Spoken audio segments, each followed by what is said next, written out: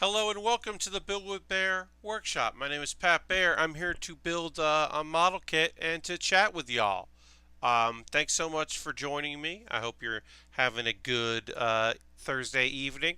We're going to wait to see if a few more folks want to join us here in the chat and on the stream. Um, because generally there are more folks here. And I don't want to get to the building portion until we've got a few more folks joining us. But I'm going to throw the Bear Cave emote in there. If you're currently a subscriber, you can throw the Bear Cave emote in there. If you're not a subscriber, uh, you can just, say hi if you want to say hi. And yeah, we'll go look at that. But yeah, I'm going to see if a few more folks want to join us tonight. It's a Thursday. Um, and this is normally somewhat of a popular evening here. Ultron says, "Hey Pat, I've been wandering Cabarocho and beating up dudes. Hell yeah!" And Harold says, "Hey everybody," and Lashbrook throws the Bear Cave moat in there as well. Hi. But yeah, we're gonna get building. I'm gonna say this right now. I am wearing Soup is here. Hi, Waffle Soup. This might be the last time I wear this shirt, which is a shame because I really love it. Because I put it on today, uh, and then I realized that there's a big rip over here. There's a rip in it. So, oh yeah, you can kind of see there's a rip in my shirt, but I love it. This is the number one Giant Bomb shirt where when I wear it, people stop me and ask me what it's about, and are bummed out when they find out that it is a reference to a thing as part of a website about video games. They want it to be a metal band they didn't know existed so they can go and learn about that band. And so they are summarily disappointed. The best, most favorite shirts always get holes. Yes, Ultron. My other favorite Giant Bomb shirt, the bomb logo shirt, that looks to be where giant is in Japanese, is due for another purchase. Well, it's time for the ultimate fate of all metal shirts. Yes, Lashbrook. I'm going to chop off the sleeves and then never wear it. Cut out the art and safety pin to your denim jacket. Yes, Lashbrook. Though that is probably the better choice, is to make it a denim jacket thing. But yeah, this shirt is falling apart, and that sucks because I really like it. Um, yeah, I should just cut out the part and then sew it to something. The other shirt, I've only one time someone stopped me about the Vinny and Dan Contra shirt, and we're like, "What's up with this?" And I explained what he was and what that sounds grad. And I did also have somebody who saw that Contra shirt just yell "Contra!" like from across like the street. And I thought that was pretty great. That guy was just like, "I know what that is. Yeah." I like that a lot. Uh, but yeah, overall, this is a good shirt. I'm sorry to see it go. Hi to everybody that's just joining us. If you haven't already, you can throw the Bear Cave emote in there. And reminder, if you are a subscriber that uses Twitch Prime, you've got to manually renew that. You can't just let it do its job. If you're paying $5 a month as a subscriber or more, it'll do it, and that's cool. But I want to thank everybody for joining me tonight. Thanks for everybody that played Jackbox with me yesterday. That was rad and was really fun to have you. But tonight we're building. We got a big old leg. Oh, we got two big legs. Look at these legs. Look at these feet. They're big. The head, big. The arms, big. Big old arms. This is not that big comparatively. It's small. Still a small little person. And then parts of the chest, pretty big. Ultron says, "Did you hear about the City of Heroes server stuff? I'm downloading the game and server data right now." Yes, Ultron. So, for those that don't know, because we're going to get building in a minute or two, I'm waiting to see if more folks want to join us before we get going. There's been for a very long time a private server that's running City of Heroes, and most likely it was a server running, it's not like a fan, it is a fan run thing, but it came from the devs supposedly, and it's run in secret, and people doing it, and it's kind of word of mouth, like not word of mouth, very secretive. But then eventually somebody was just annoyed about the, like, wanted more people to be able to do it, and is now making it known that it exists. It kind of put it out there. I will say this, Ultron. I have no confirmation. It sounds like the person who is like, hey, this exists, sucks, which doesn't stop it from being a cool project. Now, I didn't do the research. I'm just going off of what I heard someone say. So this is hearsay at this point. Either that dude sucks or the person that's running the server sucks. But one or the other, somebody sucks. And that's not surprising. So maybe Google it, see what's up. I don't know. I apologize for only having hearsay and not more information on that. It could just be the guy that made the YouTube video about it just isn't cool. But yeah, City of Heroes, that was a fun game. I've been trying to get a friend. A friend of mine did a nonsense thing. Let's go to the overhead. Let's start building. My goal is just to run my own server and run around the world. Hell yeah. I had a friend that ran a Warcraft server. And by friend, I mean someone I don't know and have no connection to and never met and won't talk about. But ran a private server and could spawn in lots of stuff, and it was fun, but eventually boring. All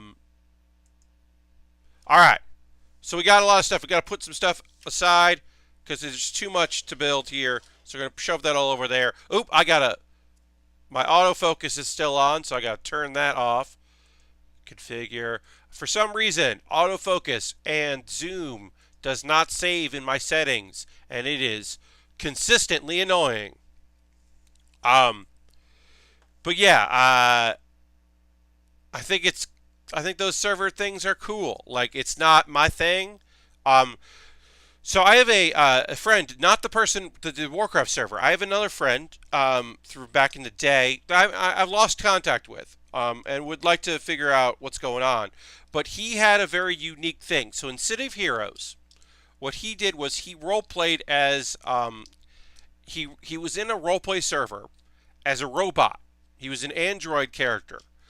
But his android character wanted to be like a hero like the humans that he saw. So his goal was to become a hero because they were cool humans. And he really liked humans. So he was like, well, if I want to join a guild, I want to join a team of all humans because I think humans are rad.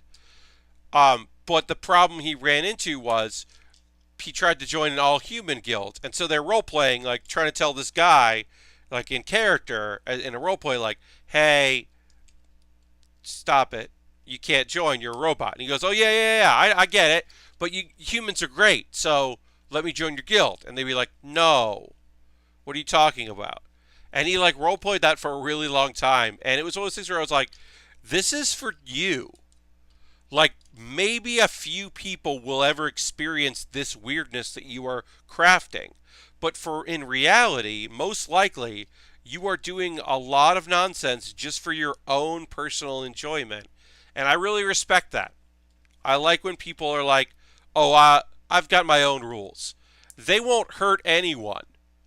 But they help me out tremendously. And I always really respected that. I've never been a role player for, like an RPer, I should say, when it comes to massively multiplayer online games, of which I've only played a few. City of Heroes being one of them. World of Warcraft being another. Ultima Online very briefly. EverQuest 2. Never EverQuest 1, but a little bit of EverQuest 2. And then there was also a somewhat massively multiplayer, but you couldn't really talk to people, so I don't think it counted. Game that was it was set. I played it very briefly. It was like the engine that they used was like the Devil Summoner, the Persona people engine, but it was all Cartoon Network Toonami properties. It was really weird and not good, but I played that for a bit. I'm gonna throw the Bear Cave emote in there because we got a quiet chat already, which is fine. But I'm gonna throw the Bear Cave emote in there because it's fun to put in there. Hello, Irabina. Happy to have you here. Ultron says, role-playing in MMO seems so hard to do. My old character was a robot tank named A1. He could jump real high and punch. A tank that punches is one good. And a tank that jump real high is just good. That's just good too. Now, I assume you mean Harold is playing HQ and is apologizing. No need to apologize, Harold. I assume by tank you mean your classification of what you were doing in the crew, and not that you were a robotic tank, but if you were a tank-like robotic figure that could also jump real high, that's real good. But I assume, yeah, you meant class. But also, you were a robot, so you could have been a tank. I don't know. That also makes me laugh a lot to think about. A tank that can jump real high sounds pretty great. An actual tank would be sure cool. Yes, 100%. Okay, so we're building the cockpit here, which is pretty wide open. And I'm going to say this. My least favorite part of the instructions happened in this step, which is there was a little screw here, and I couldn't tell where it was supposed to go. And now I figured out that it goes deep inside this to connect these two pieces together. But I only know that because I looked it up, and someone was complaining about it. Which goes to show, this being instructions that I can't read hasn't really hurt me too much, but that certainly was not great. Okay, so now we've connected this all together, but we have to connect part of this here. I'm not sure the COV is in these downloads. Yeah, I don't know. Yeah, I don't think so. I think it's just like Lashbrook. I think it's just server. I'm not 100% sure. Don't quote me on it because I haven't done the research. Harold is hosting. Thank you, Harold. Always appreciated. Yeah, I don't know all the information about like what you're getting in this City of Heroes thing. But yeah, let's throw the bear cave and the Lego, and thank Harold there. Sometimes my emotes aren't showing up, which is annoying. But yeah, so this is kind of leaving some things to be desired vis-a-vis instructions, and it's always been screw related, where I'm never sure exactly what screw I need to use and how it's supposed to work, and it's been frustrating, but not terrible, just frustrating. All right, so someone I know told me the private servers include COV. Okay. Yeah, I don't know. Like I said, I have not done the investigations. I don't need to go back. I like City of Heroes. I like City of Villains. I don't need to go back. The last game like that I played was that Marvel Heroes game thing that shut down, which I enjoyed pretty great. It was pretty good. Eventually. I think when it first launched, I wasn't thrilled with it, but I eventually came to like that game quite a bit.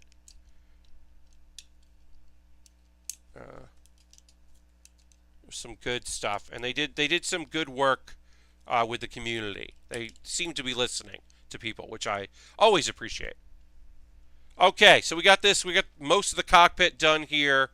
We now are going to put a screw in, basically just to kind of tighten things up a little bit. But like I said, the screw that I'm currently putting in here, it did not look like it. I did not understand what it was asking for me, and it did not make sense. And so I'm doing it, but I'm like, this is just to kind of keep the cockpit, because this is pretty open. I mean, we're going to build some off the side, but this is going to have to hold the top half of our kit. So, like, I'm a little worried about it. Marvel Heroes was neat. It was rough at first, then got good in the middle, and then got rough again in the end. Yes, before it got shut down. Ultron, I agree with you. I had kind of moved away from it, and I think their, active community was less than they would have liked before they, eventually got shut down. And in general, I was mostly just like interested. I got to be Grey Hulk. I had Grey Hulk costume because the Avengers kit was the thing you got when it started. I really liked the Hulk. And I had some fun with Captain Marvel and various other characters I really enjoyed. And mostly it was just like, well, here's characters I like. I'm going to keep playing this thing with the characters I like, and we'll see what happens. And eventually, nothing happened. I got a message. Doesn't matter. Yeah. But yeah, in general, I liked Marvel Heroes. I think it was a good. It was fun. I had bought like the early pack or whatever, so I always got a bunch of rewards when things went weird with the game, which I'm not I'm not mad at. It was nice. Ba-ba-ba. Thanks for everybody joining me tonight on this build stream. We are working on the Charizard 2 Perfect Grade. Danix Gambino is now following. Thank you, Danix Gambino. If you're not following me, if you just follow the link on Twitter or you're looking on Twitch for Gunpla, consider giving me a follow. Turn your notifications on so you know when I go live, so that you can check in on the streams. Yeah. I'm going to move some of the components here to the box on the side, just to kind of get them out of the way, give myself more room to build in. We are getting into some real spring weather here in New York, and that means that it is getting warmer in my room when I have these lights on. So we're gonna start hitting the point where I'm really sweating while I do this stuff. Tonight's okay, but it's only going to get hotter and hotter in here. Eventually, I'm going to have to start having like more fans going. I always have a fan going, but to help circulate the air. But eventually, it's going to get annoying. That's fine. Yeah, happy to have folks here. I was happy to do Jackbox last night. That was a fun time. Thanks for everybody that hung out and played some games. It was a fun Wednesday night, the monthly bonus gaming stream, which we, as is titled, do once a month. Kenan45 or Kenan says hello, guys. Hello. Welcome. Happy to have you here. We're doing some model kit building. Trying to figure out all the steps we need here for this kit. We're going to pick out some J parts here. J18, as always. Need that there. Working on the chest here of our kit. And we'll do one of those things where we'll do one side, then we'll do the other. And it always makes things a little easier on the second side because we got to learn from our mistakes on the first side. Although there doesn't seem to be too much mistakes happening here. I say that, but, that just leads to there being mistakes made, of course.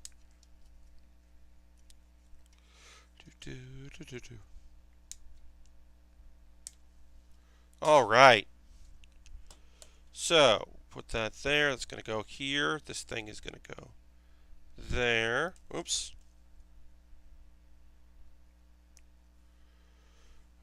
I hope folks that are Mortal Kombat fans are enjoying the game. It sounds like people are having fun with it. I did not pick up Mortal Kombat. I don't know the last time I played a Mortal Kombat. I mean, I played some of like 3 and 2 at like a party a while back, but as someone who enjoys the concept of, but not necessarily the playing of, or the competitive stuff with around. I'm not super into fighting games, but I hope people are enjoying it who like it. Oops. Ultron says, my buddy, I bummed it doesn't have. Oh, your buddy is bummed it doesn't have Melina in it. I'm sure she'll be DLC at point. Yes, I assume. Harold says I picked up 2 new releases this week. Neither are MK11. Okay. There you go. I'm gonna zoom in a little bit there. Fix it up. Got a little Get some weirdness going on here with the background. I apologize for that. Don't know quite why that's happening. Uh, Ultron, don't worry about your that. Harold picked up Steam World Quest and Picross S3. Yeah, I'm interested certainly uh, in Steam World Quest. That seems cool. That definitely is a thing that I would be more into uh, than Mortal Kombat. If I was going to pick up a new game this week, which I'm not planning on. Not planning on picking up anything new. Not for a while anyway. I gotta get my money situation set up properly, and then I will. Uh, then I can start thinking about games. Okay, so.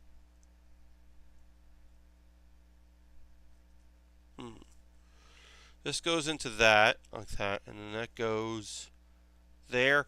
Like I said, these instructions are very small. Oh, thank you very much for the follow.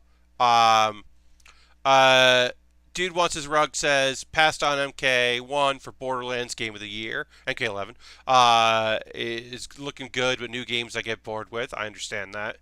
Uh, yeah, well, we'll see. I'm still applying for a bunch of stuff, and I got a bunch of stuff going on. Uh, and not buy new games until I finish the last. I understand that. Um, that philosophy is certainly yeah. I mean, if you have a bunch of games, don't just keep buying stuff you're not going to play. Like that's what you get a backlog. That's when you start just start going. Well, I guess I'm never going to play this because new stuff keeps coming out that I want to play, and suddenly you're not playing anything. Like I've been there. It's not great. All right, so oh yeah, let me get over here. Yeah, I've definitely been in that situation where I've had a lot of games to play. Hello, Humbao! Happy to have you. You're still playing Witcher 3. Hell yeah. And you made an exception for Red Dead Redemption 2. I got it. NetherRealms lost me when they decided to feature Ronda Rousey in their game. Honestly, stuff going around the hideous crunch culture is just affirmation that I made the right choice. Now, I'll say this. Ronda has said some shit that I 100% don't agree with and 100% think is shitty and awful. Um, and also, she's not a good voice actress. There was not too long ago, there was a big, one of the last trailer that was going around, and it was just incredibly noticeable how bad her voice was compared to everyone else, because it was just this thing's happening, and this person featuring this person and that person, and you're like, yeah, yeah, yeah, yeah, and then you just hear her say some stuff, and you're like, no, no, no, no, you don't have it. It's like, nope, nope, nope, nope. And then, yes, and then other things obviously don't help with that. But yeah, the fact that I was like, you don't seem great at voice acting. Yeah, it's frustrating because you're like, well, if you're not going to hire someone because they can talk, then you're hiring them for other reasons, and that sucks. Um, but yeah, I had not heard about um, their staff practices, their crunch culture, and that is a real shame to hear. Because you want to, they're a game studio that seems to be making the kind of games, uh, and so it's frustrating that it seems like they're making what they want to make, and I think that's rad, but I'm obviously clearly not psyched about the way they're going about it. If it's true that they're dealing with, if that cultural issue is happening, I'm certainly not in favor of that. All right, so we got to add this here, put that down there. Yes, the actor that played Sang Soon is in the movie, and or in the game, and that's weird in a way that I can appreciate. Yeah, Ultron. I mean, I'm not a huge fan of it. I know that he approved a lot of it and blah blah. And the jacket she wore at one point was gifted to her by his son, and I'm fine with some of that, but also let it go. Ronda, yeah, wasn't even good on the W. Yes, yeah. I mean, she was like an okay wrestler who could get great if she wanted to, but I'm not convinced at all that she was ever interested in becoming a good professional wrestler. Uh, and then yes, and then also is clearly not a voice actor.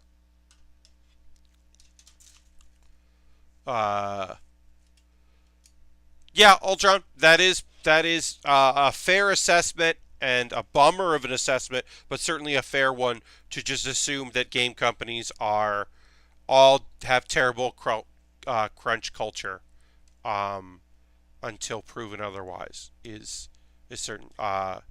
It's nice to hear that the Apex teams are given more time right now. It was really nice to read. Um, it's it doesn't that was a nice thing to see, especially in the wake of hearing about Fortnite uh, and that cycle. Um, Even though that's now old news, because we'd rather talk about how about the Steam store doesn't pay blah blah payment, exclusive talk, all that.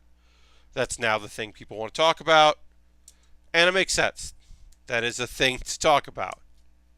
I don't know if I buy into the conspiracy that they brought it up um, because of the Polygon article, that they decided to come out and try to like put the blame on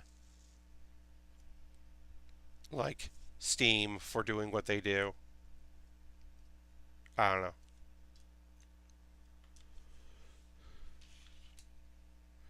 To me, the interesting Steam story of this week was so Steam said that they were going to get better at stopping review bombing, right? The negative review bombing, that they were going to be able to put some stuff in place, so which seems to be fairly effective. It seems like the Borderlands stuff seems to have the fact that they said they were it's going to be timed exclusive, and then that was negatively affected. Certainly seems to have been the case. But the other thing that was interesting was that the Assassin's Creed game that went free because it takes place, that was supposed to be donated money and blah blah blah. That got review bombed positively. So it begs the question: would they, or are they, like, is Steam gonna, like, if a bunch of people suddenly like a thing and it gets positive reviews, like a bunch of positive reviews for like doing a cool thing, would Steam be like, oh, these don't count? I'm not sure. That's kind of interesting. Lastbrook says the Apex stuff had me super conflicted because I am still playing a ton of Apex, but I love Titanfall, and they announced they're pushing back plans for a new Titanfall to support Apex. Lashbrook, I don't think you were going to get a new Titanfall. Um, I don't have insider knowledge. I don't have any, like, I can't tell you for sure. I'm just telling you my gut based on like what I understand of the world and the industry. I think Apex existing means you may get a Titanfall. Depending on how Apex does and continues to do, maybe you'll get the Titanfall. But if Apex had not been a success, I don't know. I don't know if you would get a Titanfall 3 or a Titanfall with no number. I just don't know if that's in the cards. If this was not the success and it doesn't continue to be one. Uh Cuz like Titanfall is real and strong, in my friend. Yeah, I mean that's just my opinion on it. Like I said, I don't have any insider knowledge of this. I can't tell you, well, this is like I know this because of this, and well, this is what the people tell me. That's just my gut, but my gut says, dang man, I don't know.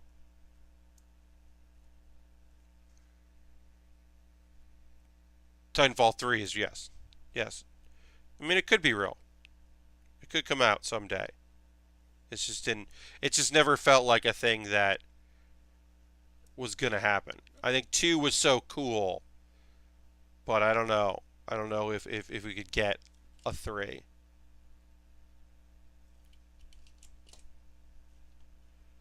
All right, I'm having some issues getting these little friends in here to do what I need them to do.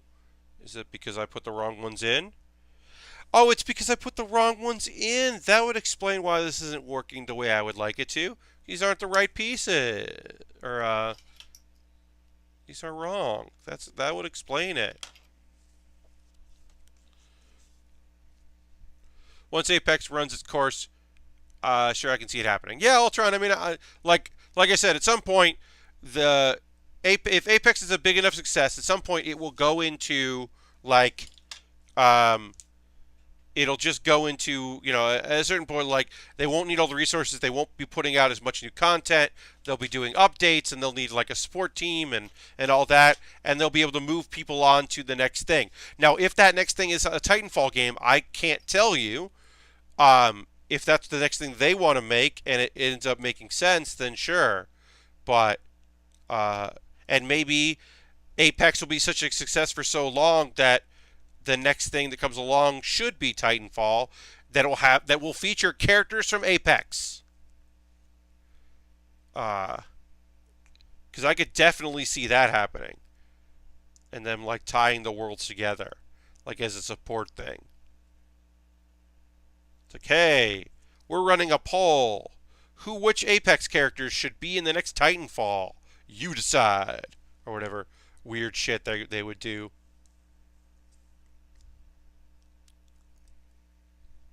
Video games.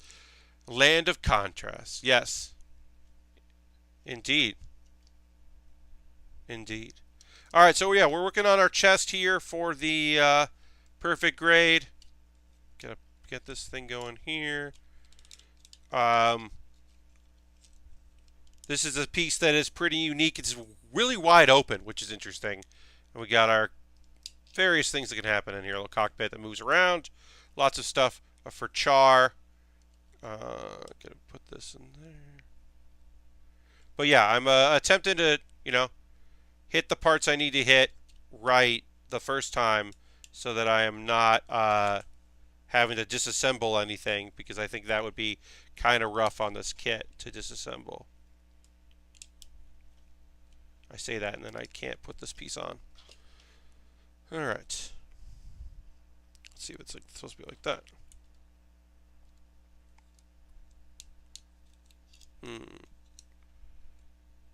Alright, I'm going to pop this off, I think. Pop it off. I'm going to wedge this off here. Alright, just use my wedge tool here and kind of lightly get all around it so that it comes off, because I did mess some stuff up here. Yeah, I can see that. I can see what I did wrong. So, oops. What did I do wrong? Let me explain it as best I can. So we got our cockpit here. You can see our cockpit, and on the side of it, we're going to put this here, and this is going to eventually have something else clamp into it, and we get more like looking like it's some connector pieces here. And that has some movement to it, but when you attach it, it'll lock into place so it won't fall off. Now, this wasn't on when I snapped it together, which meant that the part that was going to lock into place, it fell off like it just did there. The part that was going to lock into place went into place, and it wasn't there to be on there. So, I do that. And it's meant to have some movement to it, but not as much movement as I put on there. So then we'll just line this piece up, put this on before I do it, and great. Now it's connected. Everybody's happy. We did it. Bald Ridge says, yo, Pat and chat.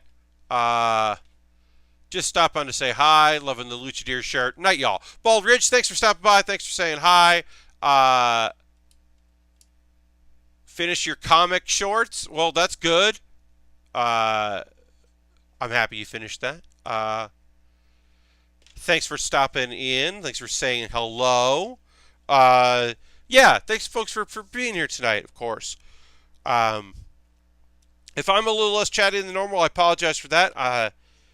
I'm trying to work on this pieces here. I am less certain of the things I am doing in this section than I am of like an arm and a leg. I'm generally pretty confident in that, but working in this perfect grade, this chest is pretty unique, and that is causing me to like want to take things slow, because then otherwise I will maybe I'll make less mistakes if I take things slow, which is a weird thing to say, right?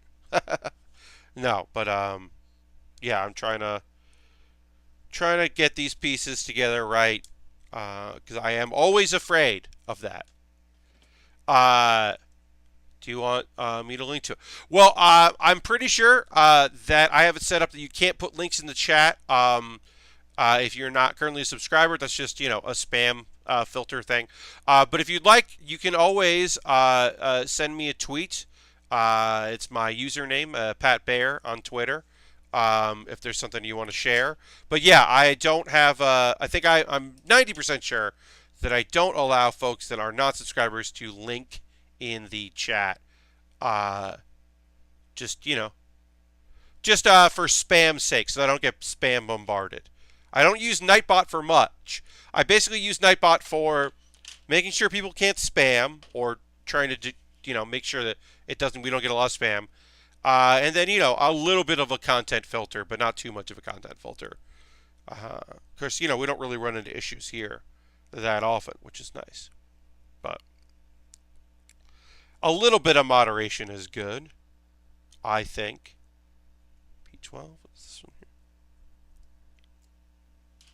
Y'all are rad, so I don't really worry about it, but every once in a while we get somebody in who's being weird. Sometimes they're just random fools, and sometimes they are malicious in intent. Weird trolls.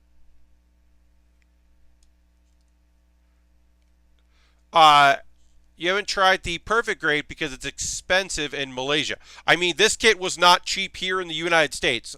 And of course, I say that not knowing, import stuff. Obviously, this kit is old and came like from a reseller through Japan. But yeah, I mean, the perfect grades, even a modern perfect grade is going to set you back quite a bit of money, especially if you're importing either through Japan, or depending, you might also import from the United States or from Canada, and you're definitely going to be running into some hefty fees to make that a reality. So I don't envy that. That certainly can be rough. This is the only second perfect grade. So I want to say this was well over $100 US. I don't remember exactly, but I can, because it's an old kit. So it's an old kit. But let me see if yeah. So I believe this is about $130 or so US. It was bought off my wish list, so I don't know the exact price because I didn't purchase this. Brown Lantern, Shadows Brown Lantern is not here tonight. Yeah, $100 to $250 depending on the model. Yes, for a perfect grade. Yeah.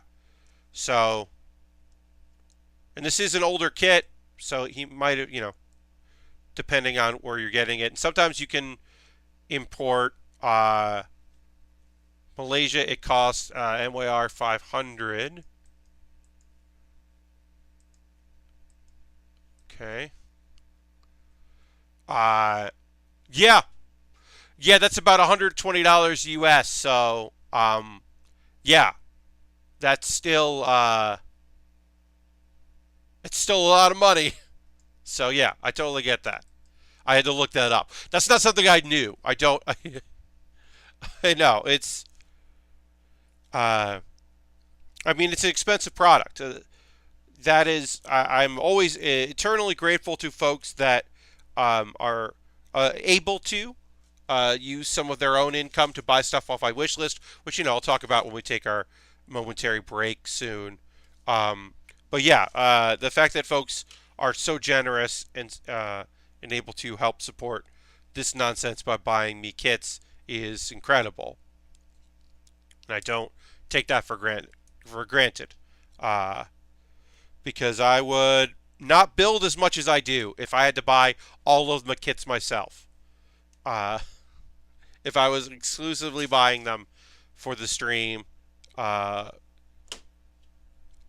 I would have to, do it way less.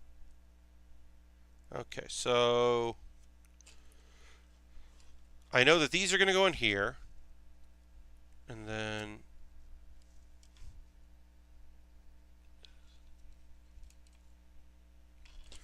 so give me a second here as I figure out what they want me to do.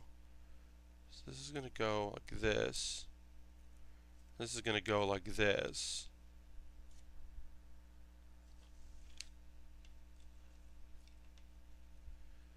I know that's going to attach like that, and then that just drops in. Okay.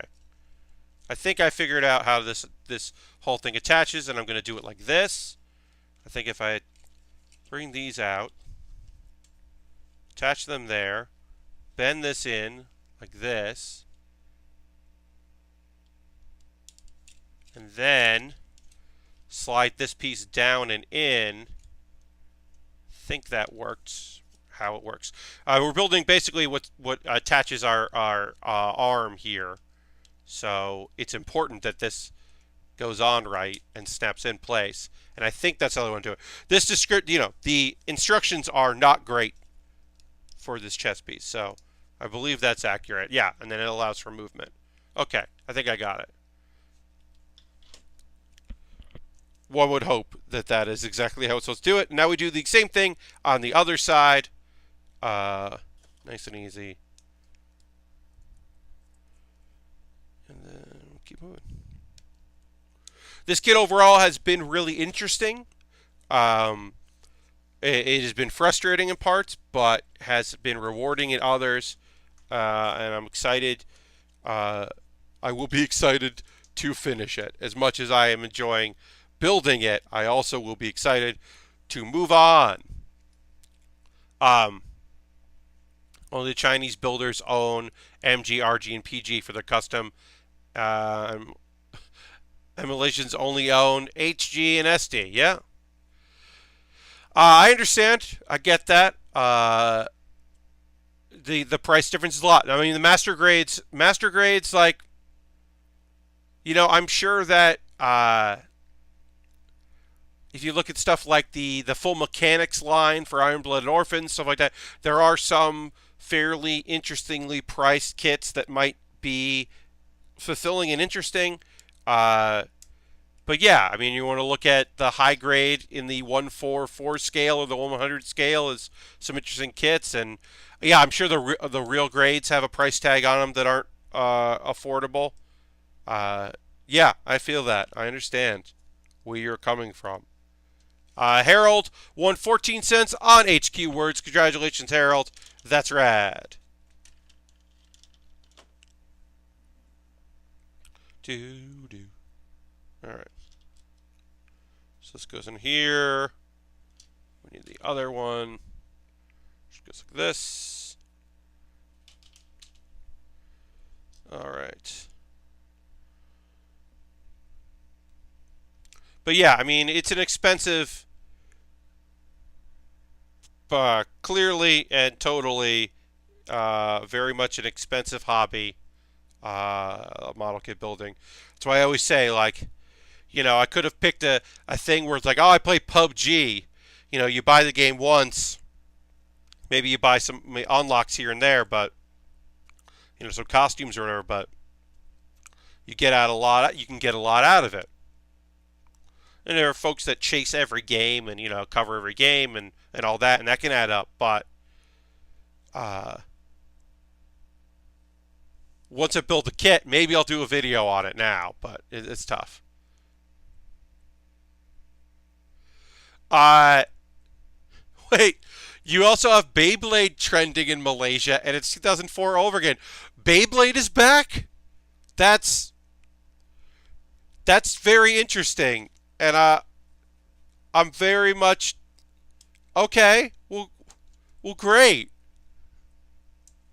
I mean, that sounds weird in a wonderful way. I think that's great and weird, and I'm very happy for Malaysia. But also, what and huh?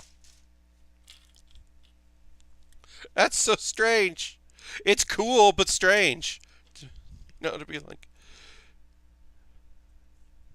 all right, it's so odd. Um, yeah, yes.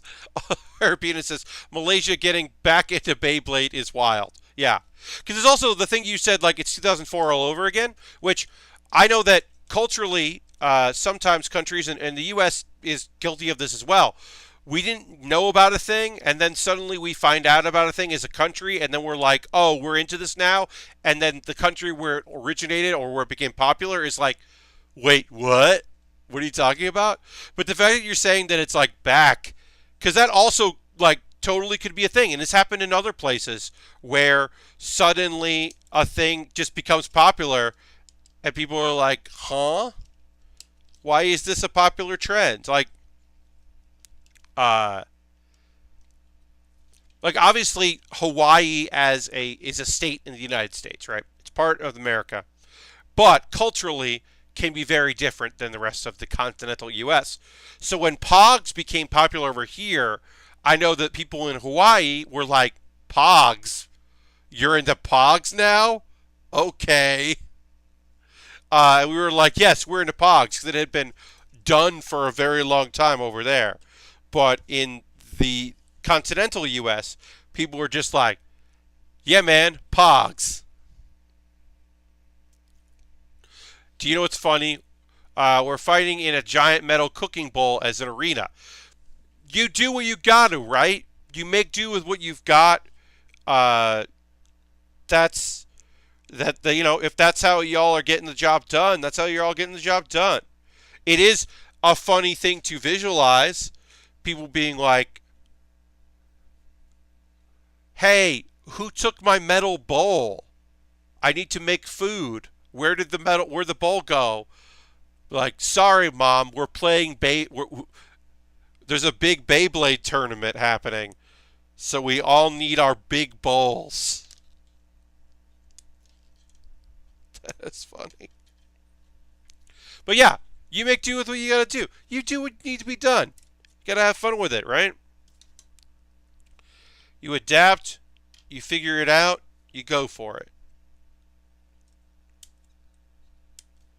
Uh, I remember this was, a real long time ago that I used to I remember I was at a Boy Scout camp and we weren't allowed to have to gamble. Gambling was illegal, right? In the camp. Can't gamble. So they took everyone's cards. And of course this is like 88, 89. So like they took all your playing cards. So if you wanted to play like solitaire or if you wanted to play money or cards not for money, you couldn't. So what one smart person did was, of course in hindsight, why wouldn't we all do this? He got a bunch of recipe cards, little cards, blank cards that were like little note cards, like little note cards things, but like a good stock because they were meant to put recipes on. He stole a bunch of them, and then we cut them up and then made our own 52 cards so that we could play like poker and asshole and other card games. We probably, played. This was pre like the poker craze, so we were probably playing stud. But like, yeah, and they were good because they were like water resistant. So they wasn't just like using paper to make cards. But I remember that feeling like we had won. We had put one over our the camp counselors who told us we couldn't play cards. And of course, those got confiscated. And then the guy that made them made more. And then they got confiscated. And that happened for like, I would say 3 out of the 4 weeks I was at camp. It was this one-upmanship of like trying to be able to get away with this. And to be fair, also in hindsight, our counselor never yelled. He was just like, I need those. Y'all can't have this. So he was never like yelling. It wasn't a screaming, violent thing. He was always just like, come on, give me these cards that you made. I know you're making more. We do gambling on rooster fighting. Okay, yeah. Arbina says Boy Scouts in the late 80s, early 90s was just a crime training apparatus. I made playing cards and dice out a bunch of stuff, and I learned to set any substance on fire. Yeah, I definitely. I learned. Here's a big thing I learned at camp that served me well for many years. If you take a sugary powder that you would make like high C or fruit juice or any kind of those things, the powdered drink. If you throw that on a fire, the flames will change color and kind of spark up. The chemical will cause a chemical reaction, and that looks cool. That's the thing I remember from Boy Scouts more than just about anything. That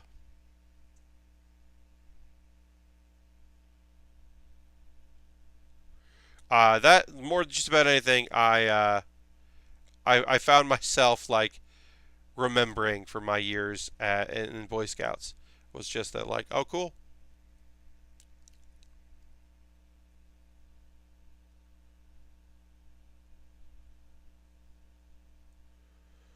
All right, so sorry I'm focusing here, but I got to put some rubber pieces here into what is going to be the connecting of our chest piece to our waist, and it is requiring a little bit of concentration in order to get it right. It's got a hole in it, so I'm putting my tweezers in the hole so that I can move the piece and then place it where I need it, and then remove the tweezers, which should work out just fine, but occasionally does not want to. Nope. Let's try like that. Got the tweezers open, place it where I need it, close the tweezers, pull the tweezers out, put it in place. Hooray! We did it.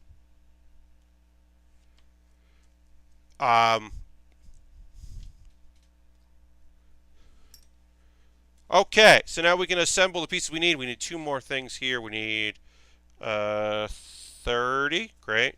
And 30. We'll take a break in a moment. I'll do a pause for the cause, talk about ways you can support the channel. I've got a bunch of anime to talk about, including, I would say, some interesting stuff this week since the last gaming or building stream on Monday. Like, some stuff happened in the shows that I watch, and I'm excited to talk about some anime stuff. But yeah, let's finish this section here, and I will take a break and explain ways that you can support the stream in the future or right now. Okay.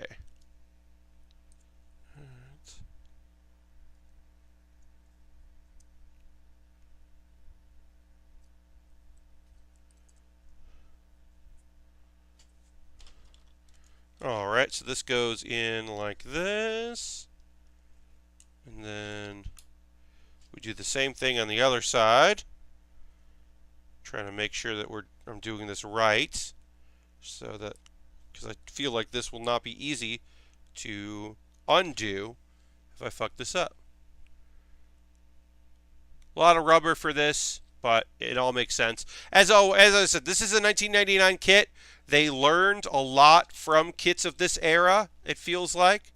Um, but I have heard that this chest thing, well, because it's really open, you really want everything tightly connected because it needs to support a lot of the kit. So we'll see.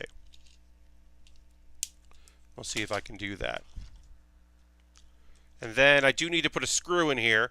So let me get a screw in, and then we will continue on. There's a long screw, I believe.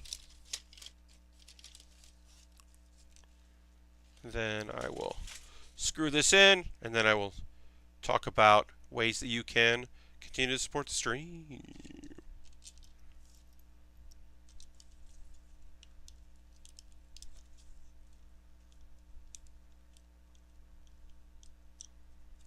All right.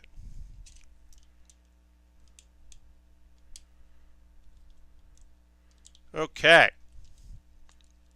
There we go. So first and foremost, thanks for watching. If you're not already a subscriber, well, if you don't follow me, consider becoming a follower. Consider becoming a subscriber. If you have Amazon Prime in your region where you are, you can link your Amazon Prime to Twitch and get Twitch Prime, and you could use that Twitch Prime coin to support me here, and it would act like real money, and that would be cool. Or you could use actual money if that's something you would like to do. Those are ways that you can do that by becoming a subscriber. I'm going to throw the Bear Cave emote in the chat and the Lego emote. If you're a subscriber, throw that out there. I also got the Scythe emote. Harold is taken off. He threw the emotes in there. Thank you, Harold. Have a great night. But yeah, you could become a subscriber. You get that emote, and you're directly benefiting the stream and letting me keep doing this. And then also, the numbers go up, and I like seeing the numbers go up. Speaking of numbers, another way to subscribe is to join me on Patreon. I do have a Patreon about building. There's some rewards. You can go take a look at patreon.com/PatBaer.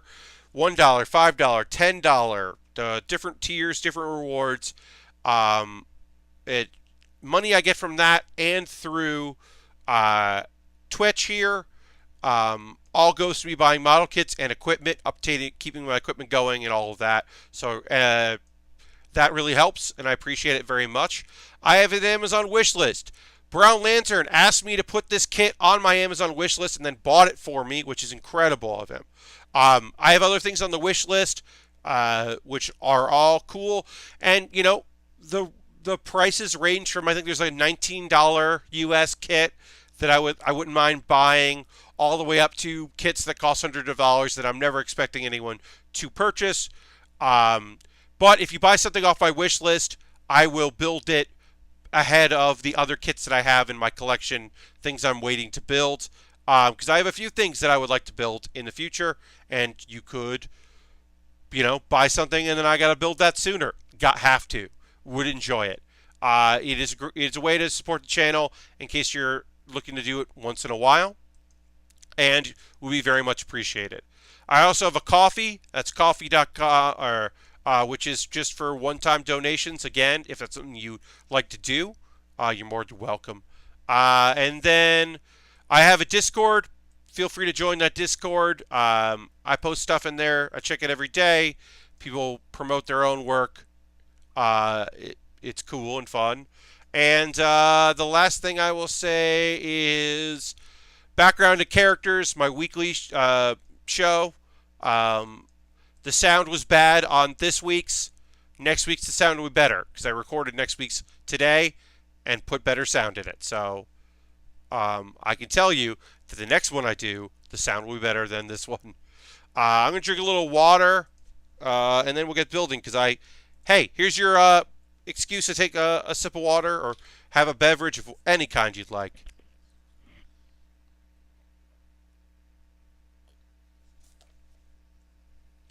But yeah, just take a little bit of break here, and I'm going to retweet my tweet. See if a few more folks would like to join us in chat and hang out and watch the stream.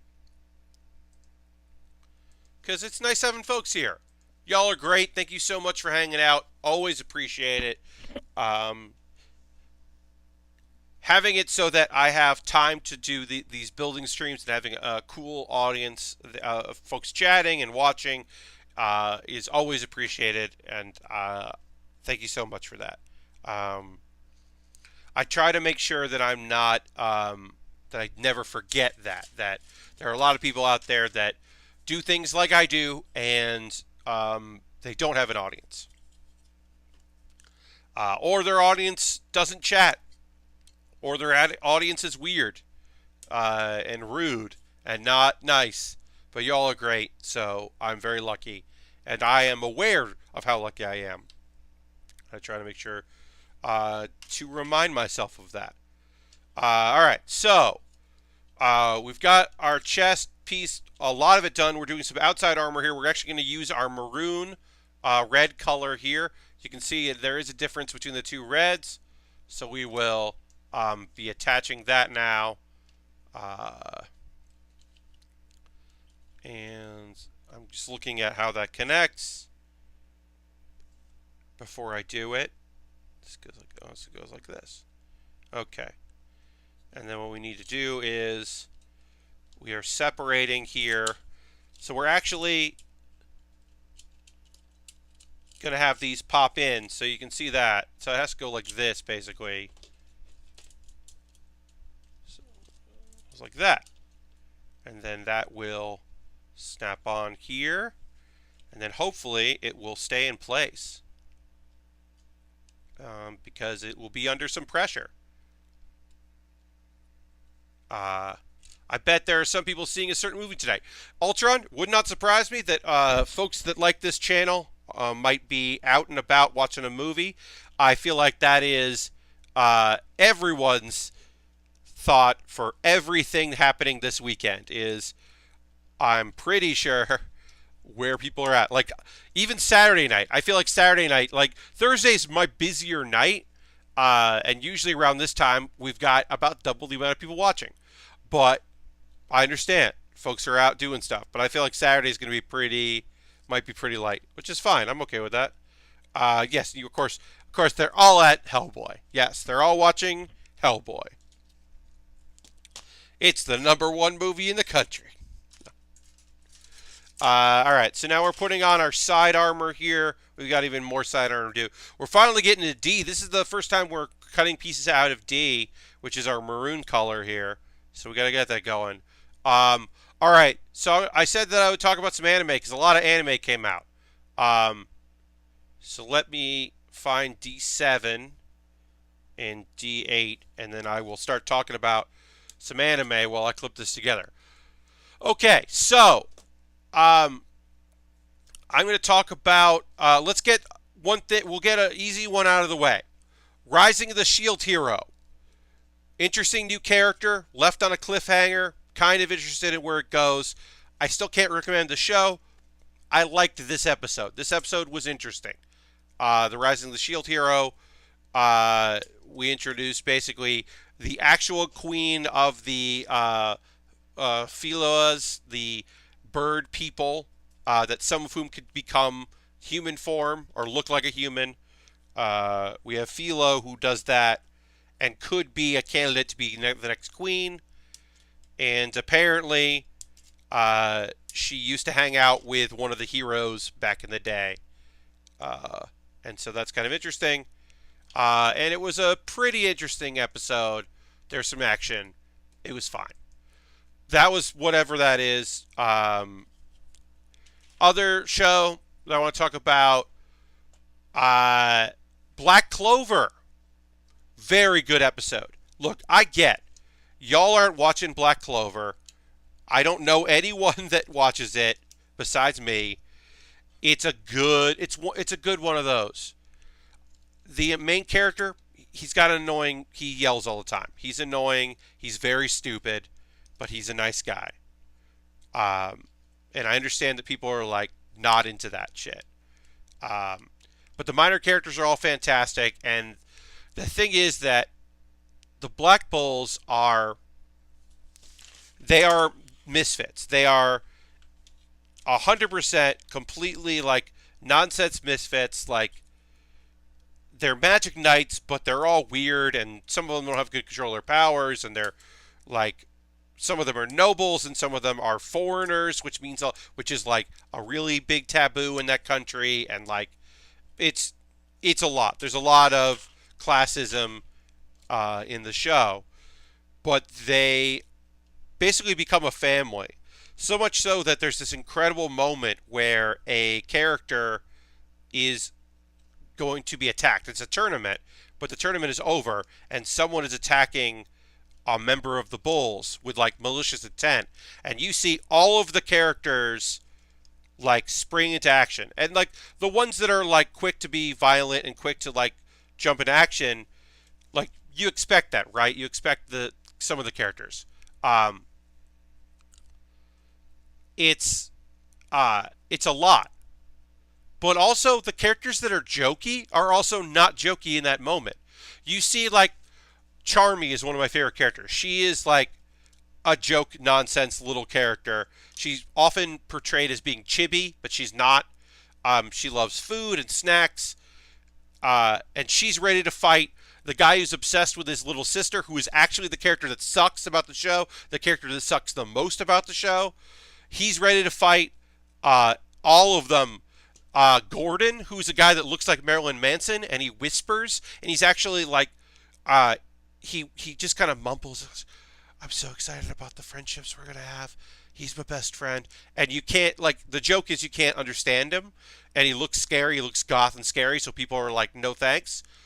But he literally goes, "I'm mad now." And he says it in like a normal tone of voice, which for Gordon is like, "Oh shit." Uh um like well, I'm convinced, Arabina, that the only person that talks to Gordon is Asta, because Asta is friends with everyone.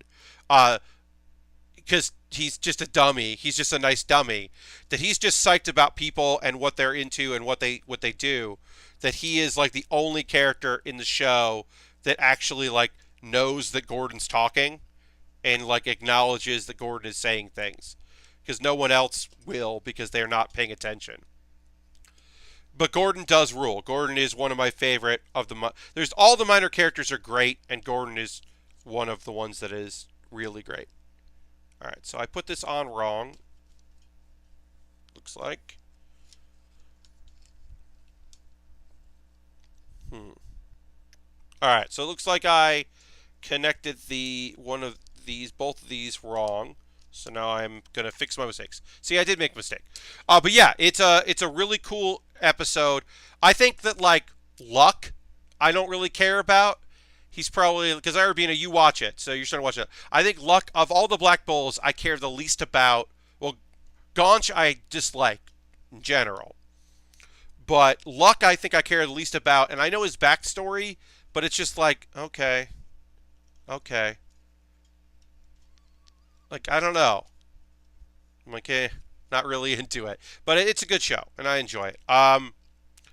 What has not been a good season of a show that I actually think is pretty good, transition, you got it, is what's been happening on the season 2 of One Punch Man.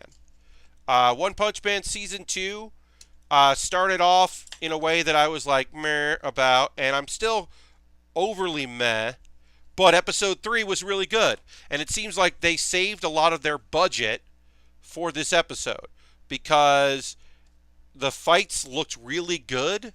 The fight scenes had a good flow to them and were engaging and interesting.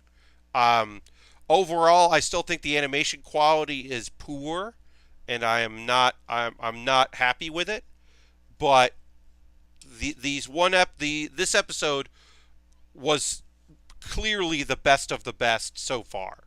I'll be interested to see what they can do, and if it was just a slump, or if they're doing that thing where they won't put a big budget together for a show, and so they spend all their money on a couple scenes.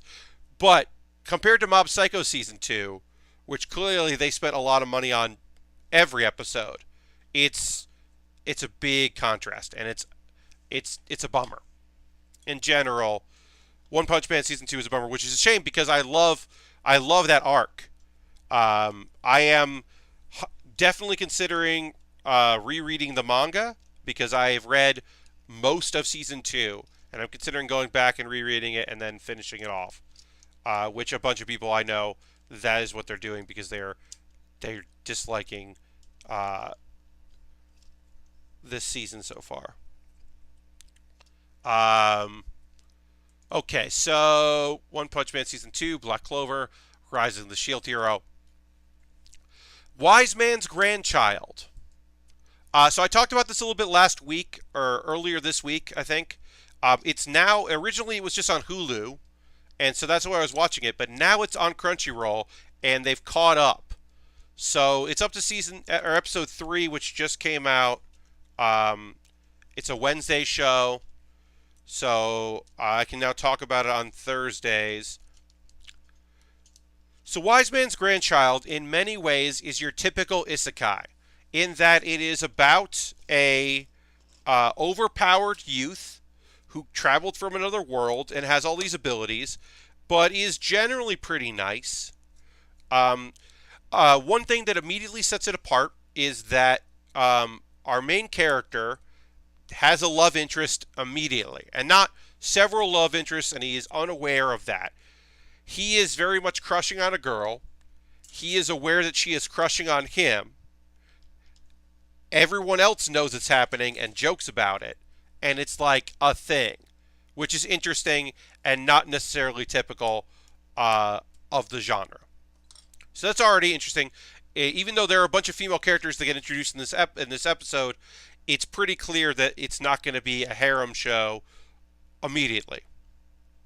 So that's kind of interesting. But it does the usual thing, like we're in a magic school, we meet a bunch of characters, a bunch of new characters get introduced and fight for the best girl title. There's the young girl who's sleepy and maybe a little dumb, but is probably good at magic. And then there's the sultry character and a bookworm character.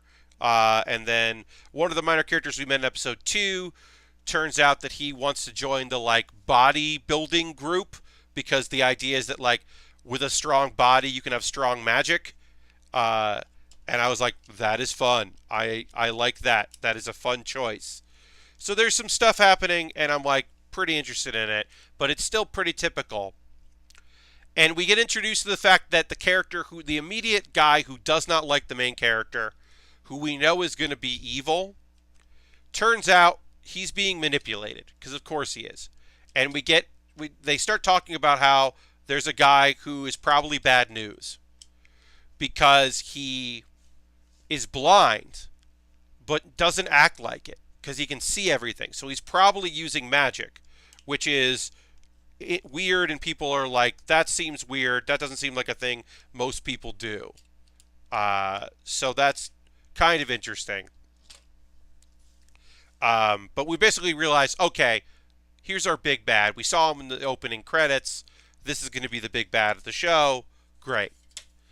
So I'm going to spoil episode 3 of Wise Man's Grandchild. I'm going to spoil it right now.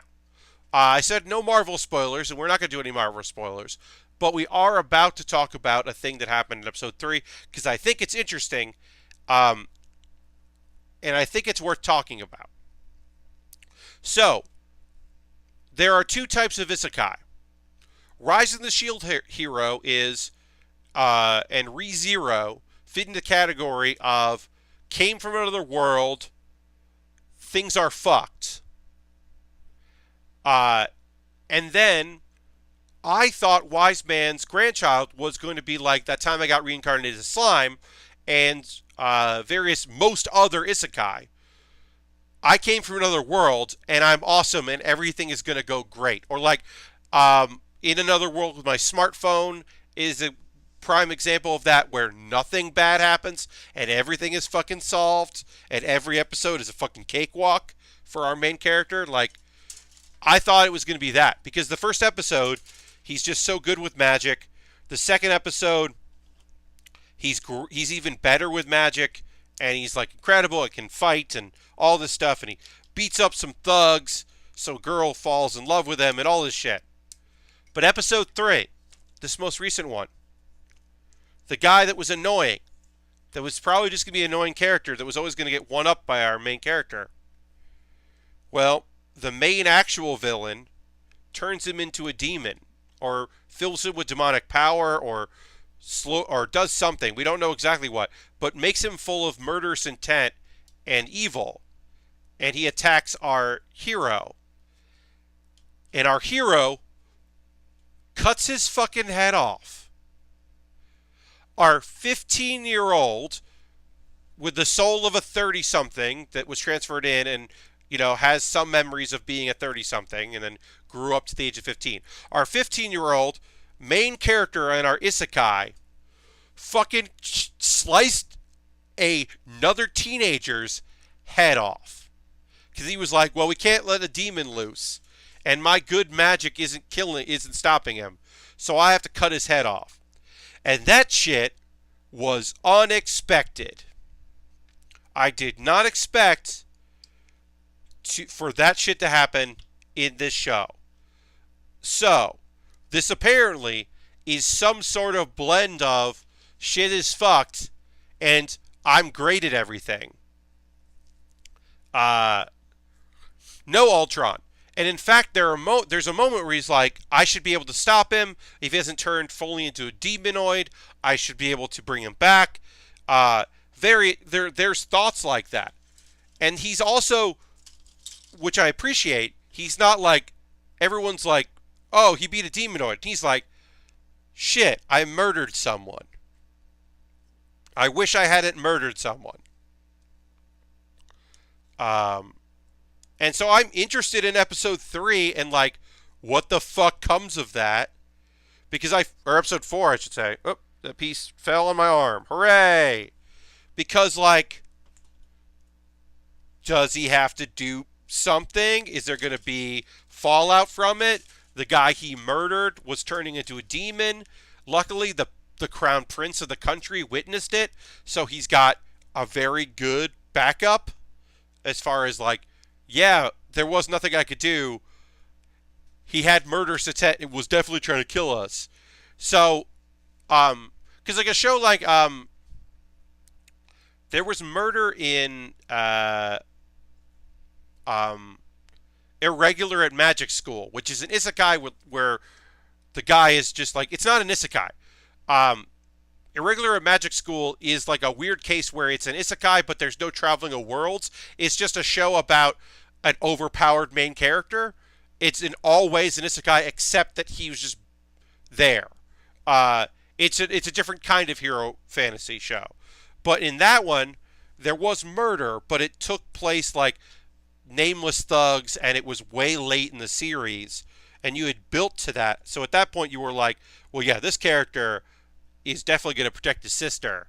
It's not going to go that way. But this show, I should remind you, I'm talking about episode 3 of this show, that there is just murder. It's a lot. I was very, very surprised that happened. So yeah, I'm now, I guess I'll say it, more interested in it than I was before. Because like, I was looking for an isekai, and I was happy to find it, and like, yeah, the world seems kind of cool. I'm kind of interested in that. I do like the idea that like, what happens when you train a kid in magic, but not in like barter or like social cues, and you just focus on him being very good at magic? Like, what happens? That was interesting to me. I think this could be an interesting show. But now I'm like, oh wow, okay, they're going for it. So yeah, I'm gonna keep watching. I don't know where it's gonna go or what it's gonna do, but I will say I am more invested now. And then, just like that show had been on, there have been a couple episodes that were already out, and Hulu had them. So I had watched the first 2 on Hulu. There's another anime that Crunchyroll just picked up and added. So that's the 5th one I can talk about here. And that's the The Helpful Fox Senko-san. Excuse me. The Helpful Fox Senko-san. It. I don't know if I'm going to keep watching it. Because I. So here's the premise. You got this dude, right? He's a good guy. We have no evidence to support that. But we are told that this guy is like nice and good. But like everyday life, you know, he has to stay late to work. And he doesn't get enough sleep because he has to get up early. And he doesn't, you know, he lives alone. And he gets his job done and he works hard. But he's like falling behind and really needs to be able to sleep in. But he can't, he's got insomnia. And just, you know, he needs a little bit of a push in the right direction. He could turn things around, but the darkness that's like inside him, the sadness that's inside of him, is affecting like other people, and it's like a dark cloud around him. So a 800-year-old fox demon, fox demigod, named Senko, shows up to cook him meals and hang out with him and draw him a bath and clean his apartment and clean his ears. And he may have met that fox in the past, and he may have met, and the foxes may have met the ancestor of this guy. And I don't know what the fuck. It's fine so far, but I'm like, I need a little bit more. I think in my youth, I would have been like, this is a very cute show. I like a cute show with like a weird plot. I'm going to watch this and it'll be fine. And as a bit of an older person, I can say, I need this dude to be more than he is. Right now, I don't sympathize with this guy who just works hard and is just, for some reason, being rewarded for working hard. Because I'm just like, oh, well, fucking, I don't know, man. You got to work on changing your life and making it work. I have only watched the first 2 episodes. I haven't watched the 3rd episode. I think the 3rd episode is probably introducing another character, like a neighbor, and that might change the show. Because these 2 characters interacting with one another doesn't really do it for me. So I'm going to give it another couple episodes. But overall, it's not like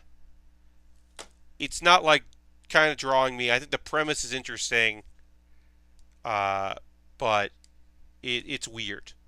You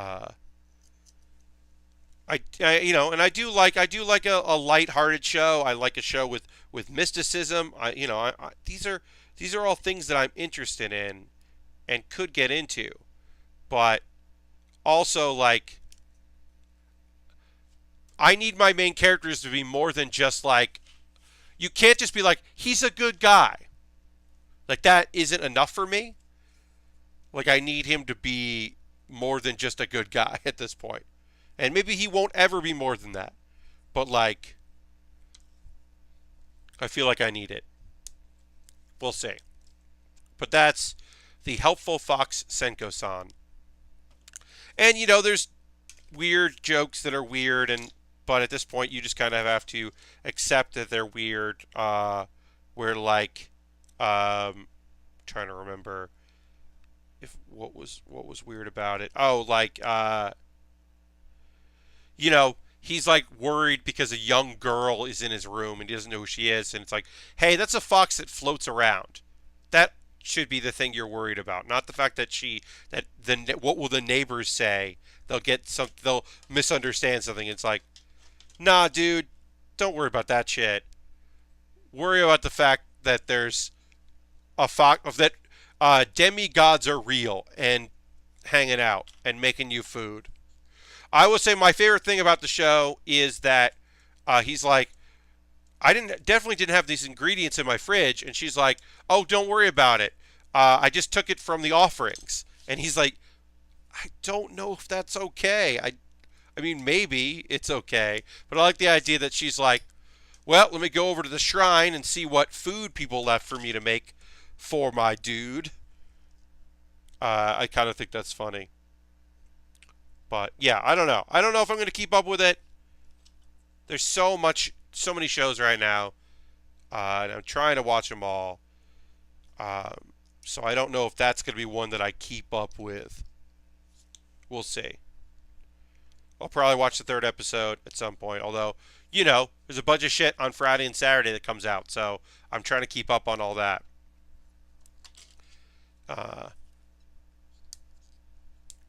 And as I said, I am behind on a show. Oh, there are a couple shows on Boruto. I'm behind on, and I'm behind on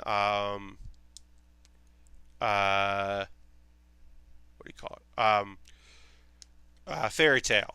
But I heard that fucking Gildart shows up, and I'm excited about that because Gildart's rules. There's a cool character. Finally shows up, and that's good. Because I was wondering when the fuck that character was going to show up. Because he's kind of overpowered, but things are rough for the old Fairy Tale Guild. So, get him out there doing his thing. But yeah, there's a couple new things that got added to Crunchyroll, but none of it was something that I was interested in. Somebody asked if I was going to watch that jokey show about the Isekai Quartet show. Because there is a anime about animes. It is like a joke thing where certain Isekai are now kind of thrust together. And it is. I don't like two of the four shows characters, so I'm not like meh. But it's a gag thing. I'll maybe check it out, but I haven't watched it yet because, like I said, I'm not super into any of the characters in that show other than Overlord. Like, I like Overlord a lot. I think it kind of got worse. But basically, it's like character from ReZero, a character from one other thing. The main girl who was a boy in the other world from Tanya, whatever, Tyrant Evil or whatever that is, and Overlord. Basically, it's like these characters like all get like brought together, and it's like a 4-panel comic thing. Chibi Overlord is a keychain I'd buy for sure. I mean, they definitely have that. But yeah, I haven't like delved into it too much. Mainly because like I said, I'm not super into a bunch of those shows, so it doesn't really appeal to me. But I could change my mind if it turns out that people are into it and it's good. I might check it out. All right. Put that there. Put that there. This is the only B. B was just this, which is like a slightly different color. It's a different red than any other red. The backpack on this Char's is a different color, and it's weird. It's like a third red because it's not maroon. It's a deep red, but it's not the red of most of the armor. It is like its own thing. Like it is an added bonus. So that's always been weird to me.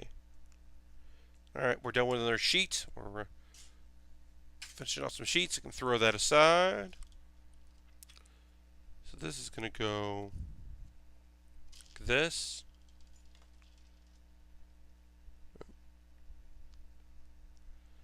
And then this goes in here.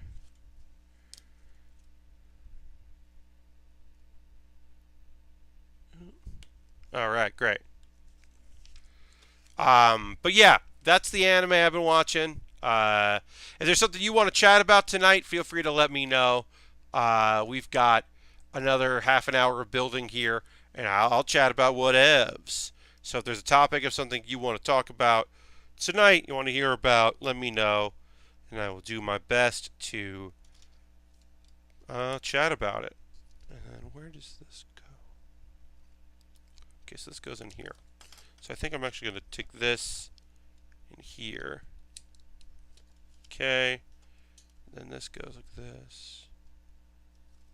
Oops. Uh, I've been watching an old anime called Batman Beyond. It's still really good. Batman Beyond is fun. I enjoy Batman Beyond quite a bit. Uh, I like the idea that years and years later, dumb idiots would be like the Joker rules because that has happened and it's true. I think that was actually prescient that the Joker, like predicting that the Joker gang would be a thing in Gotham in the future, is actually quite prescient. Uh, so how's the point of articulation on this? Are there rubber like the smaller ones? Or are they like ratchet stuff? So some of it, Ultron, is like screws put in place, plastic and plastic. There was a lot of rubber, as you can see here.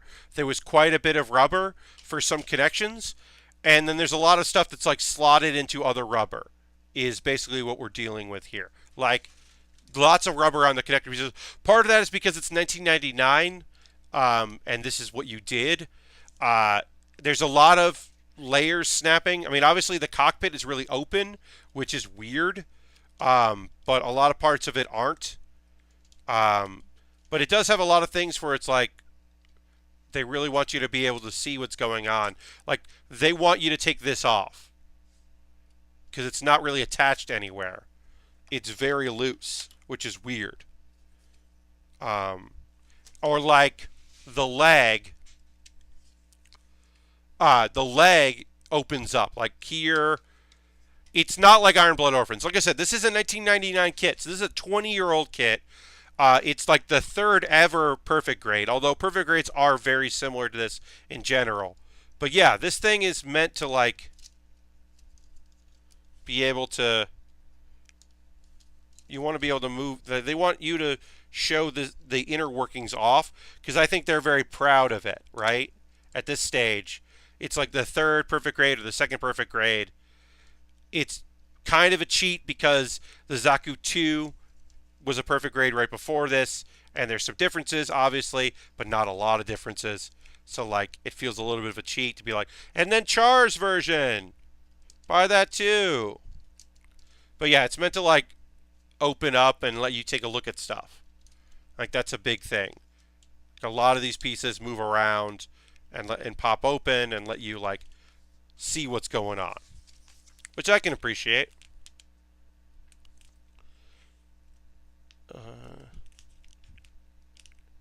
All right, we are going to skip a step because I'd rather do that.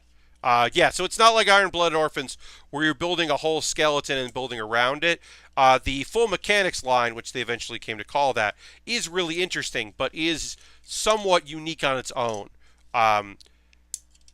In many ways, this is just a big master grade. That is kind of what perfect grades are. It's just the scale is bigger, but a lot of detail is big too. All right, so yeah, we're gonna put the shoulder pieces on here. This is a later step, but I think it'll just overall work well to do it. Kind of start putting some of this together. We're gonna jump back and start working on the waist, but I kind of wanted to just get this done, and it doesn't affect anything if I do this now.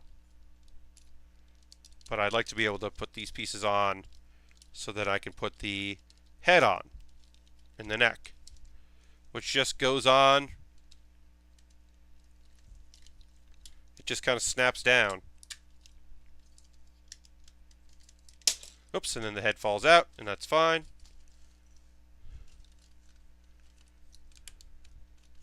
And there we go. Our upper chest is done. And our head is done of our Zaku. I love the idea that Red making it go fast bled out to other properties like Warhammer and such. Maybe it's not related, but in my head it is. I think red has always felt like it means speed. Like, oh, it's faster because it's red.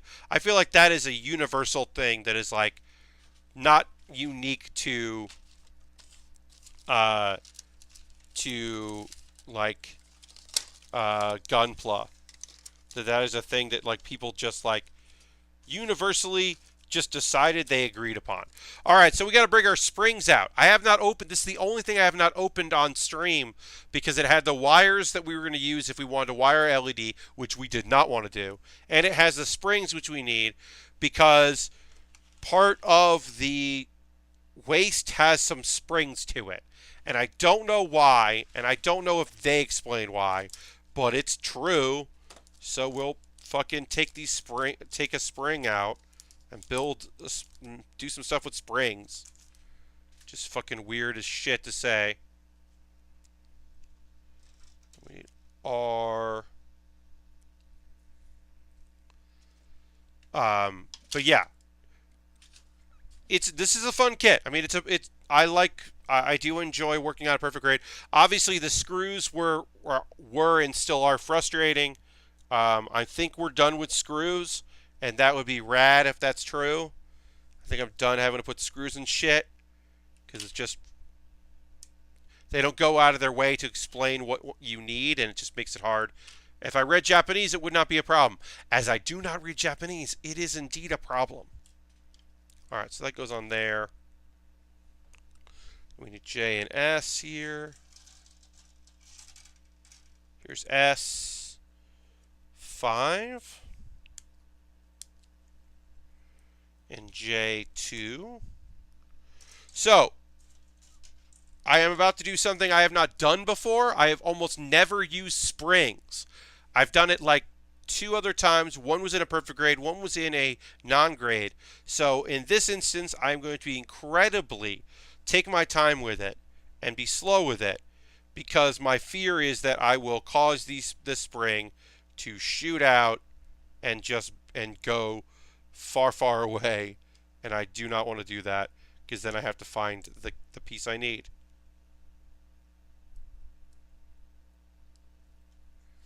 Alright, so we're just kind of locking this in place.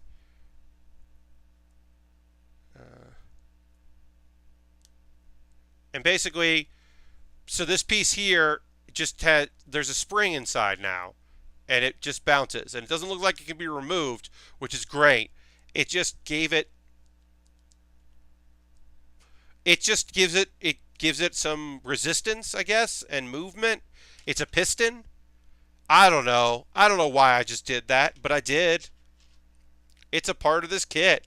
And then we're going to do basically something very similar, but on the other side in a moment. But we're doing like the front and back of the waist here. And for some reason, the front and back of the waist have springs involved.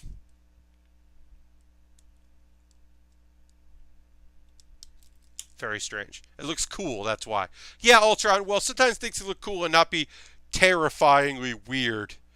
And make me very nervous about constructing them.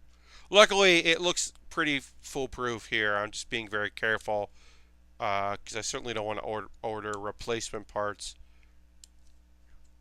for a perfect grade. Or try to get someone to CC me some. Get their junk kits together. Build me a replacement piece or whatever. Alright, so that goes in here. And this goes in like this on the other side. And then random question. Hey, Astrophin, what's something you were looking forward to? That is a random question.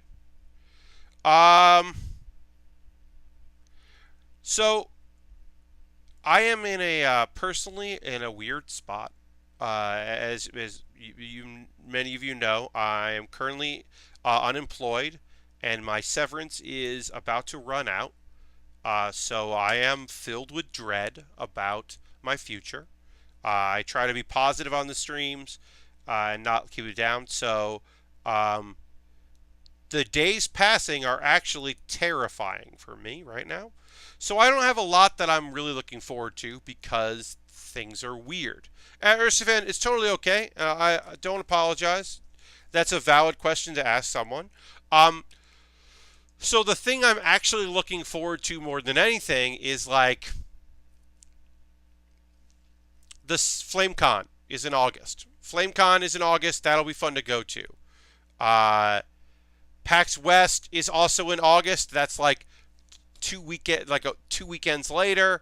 Um, and then October is New York Comic Con. Anime NYC is in November. So I've got like 4 conventions coming up. 3 of which are in New York that I know I'm going to do, and that's going to be interesting. So Lashbrook, I could apply for unemployment, but I had to wait for my severance to end before I could do that. And I have one little part-time job, but the part-time job that I have, I make enough so to make my unemployment, they would take out from my unemployment the money I make from my very tiny part-time job, and it would actually legitimately not be worth going to to the meetings and the various other things you have to do to continue unemployment here in New York. I have looked into it, but it is currently and also the amount I would be getting from unemployment would it's just not enough. So instead of focusing on unemployment and getting those benefits, which wouldn't super help me right now, I have been focusing on applying for work and trying to get that. But yeah, I have some conventions coming up. I'm looking forward to some conventions. I think those will be fun. And 3 of the ones I mentioned are all in New York, and that makes my life a lot easier.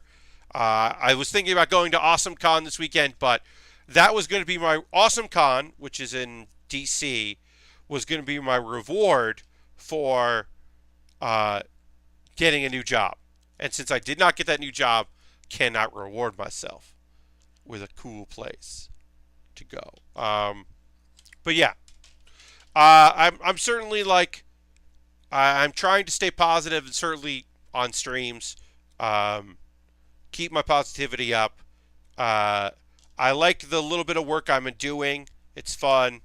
It doesn't pay the bills, but it will supplement. And then the hope is that whatever I end up doing, which will hopefully, or very hopefully, come about soon, I can continue to do this part-time job, which I enjoy, and then also work my new job and pay my bills and start to rebuild my savings, because I can pay my rent on May 1st, and then I could be in trouble.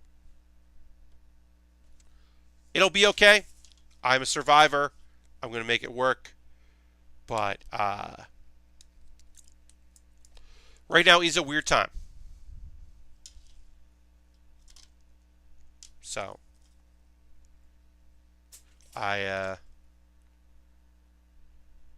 yeah, I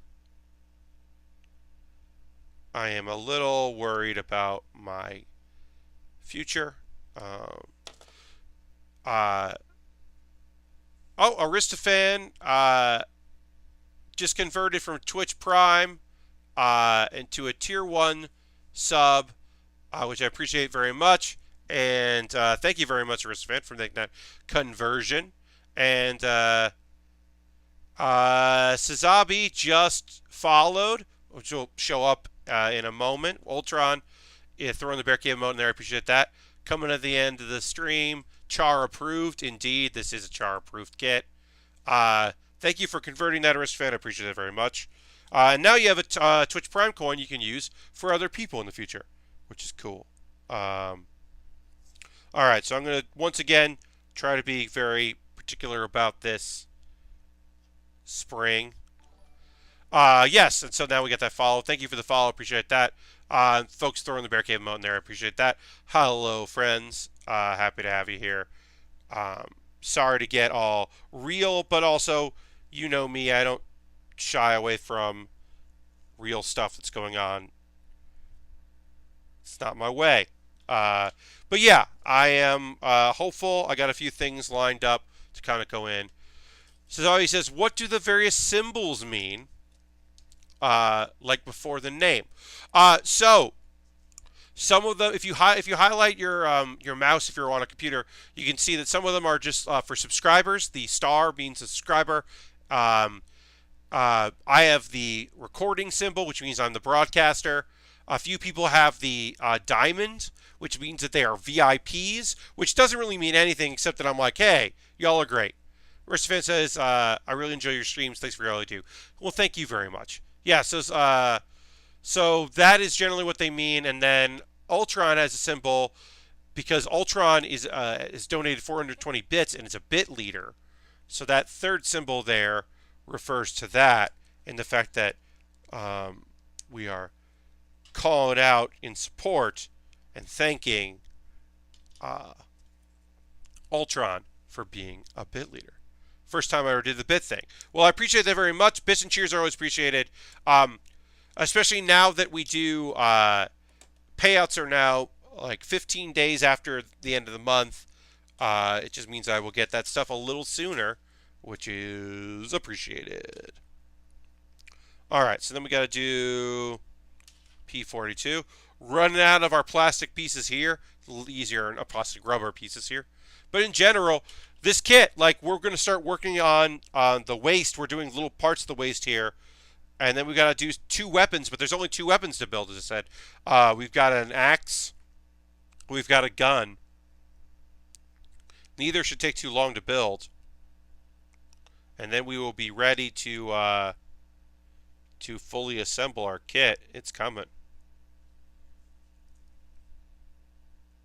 All right. So the waist has got some interesting parts here, even for a Zaku.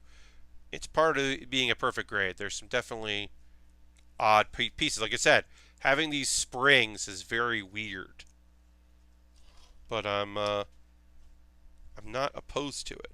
Okay. So we got to do some more with the skirt or our waist here. I and D we need. D is this. I is here. No bazooka. No, there is no bazooka on Char's Zaku 2. Char's Zaku 2 comes with a gun and a axe. The axe, which is purple. It is fully purple, which is, fine. You'd think there'd be a little bit of different. There's going to be a clear blade for it, I believe. I don't know where it went, but there's a clear piece that goes in there too, that I gotta find. I don't know where that went. May have dropped it, but yeah, I think I did drop it. But yeah, so the axe has a little bit of color to it, but it's mostly pretty standard.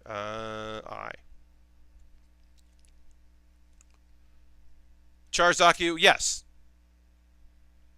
Yes, Sazabi, throwing in the knowledge that we had talked about before. We ran the trivia of what's the first perfect grade, and it's the EVA Model 1, Unit 1, I should say, is the first perfect grade, not a Gundam, which is weird.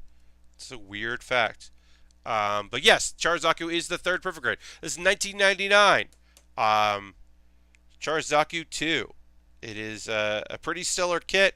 A lot of screws, which I am not super a fan of. Just mostly, and I'll say that, it's mostly just because I'm building this on stream. If I was building it on my own and could, like, look up videos and stuff and really, like, take a look at what I'm doing and all that, I think I would be less annoyed by all the screws that we had to do in here. But, I'll always say that when I got back into it, the first kit I built on stream was a G Gundam kit, and I was very annoyed about the screws in that kit.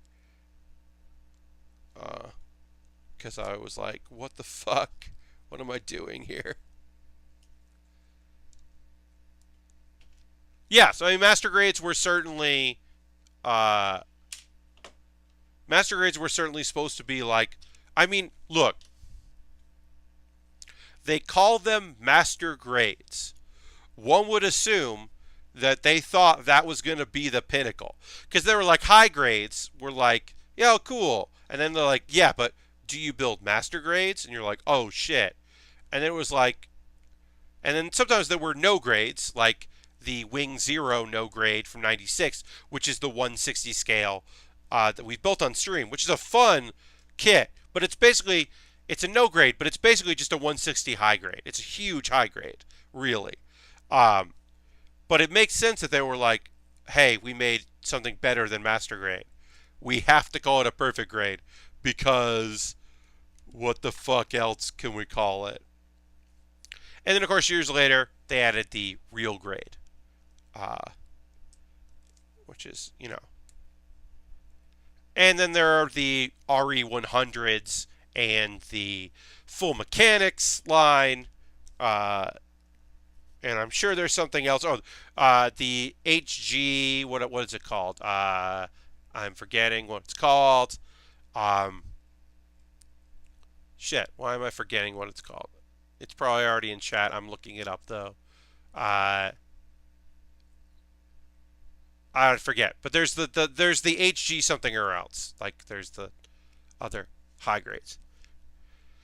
So, Ultron, the RE100s are an attempt to do a 1/100 scale for kits that are too big. So they're kind of non-grades, like the Hama Hama we built on stream. The Hama Hama would be incredibly expensive if they made it in a master grade. So it's kind of like a high grade. It's like a 1/100 scale real grade, basically. It is the equivalent, in my opinion. Uh, the Hama Hama was a doozy. So it's got that thing where like some parts are like pretty like, oh, this leg is like 6 pieces, like a high grade would be. And some parts are like, this is such a huge kit and such a huge thing. Like, what the fuck? Um, so it kind of depends on the 1/100, but the RE100. But basically, it's an attempt to do kits that are just like they ain't gonna make a mass grade. That's not the only reason, says Belmont. They also include weird out of left field suits that aren't worth doing an MG. That's also true. You're totally right, Belmont. Part of it is that they're doing kits that they wouldn't mass produce in a line that are cool, but like not like that wouldn't that aren't like main Gundams or like mainstream series. Uh, it's for not well known, too big or too downright weird kits that would fail as a master grade. That's totally fair and accurate. And also by branding them the RE100, they're basically like saying like, hey, you fucking want this shit, don't you? You want this. Uh, yeah, I have another one on my wish list. I can't remember which one I put on my wish list, but I did put another because I enjoyed the two that I've built, the Hama Hama and the Bazu, right? Or I forget what I built. Honestly, I forget. Uh, uh, I often sometimes just forget the names of kits that we've built on stream because we've built a lot of kits on stream. Um, I've got so yeah, it's fun to put those in there because they are interesting kits. Um, it's basically a goof modified, even though Efret would have been possible as MJ. Yeah, but yeah, that is a good Belmont. You're totally right. That is a great looking kit. I've seen that kit.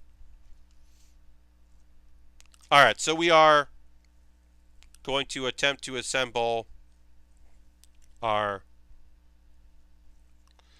waist here.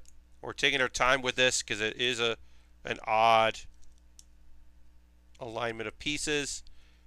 And as I've said, this kit isn't super great about telling me exactly where everything needs to go. So we'll just take our time with it and we'll try to make sure that we're not missing any steps. It also has this thing where it's like, this step has too many steps in it. Like this assembly is like just too much shit going into this. But this will be the last thing we do tonight. We'll probably go a little over past 11 because I do want to finish this. Oh, you went with the unicorn. I have not built a PG, but I have built a 160 kit. Yes, so I've built the Wing Zero Perfect Grade, and I've built the Wing 160 high, basically no grade, which is high grade, which is a very early kit. It was on sale at Gundam Planet, and I picked it up, and I have no regrets because that kit was fun to build. All right, so this is going to go in like that. It's weird. That goes like that. But yeah, I've been able to build some pretty fun kits over the time of doing this, and that was definitely one of them.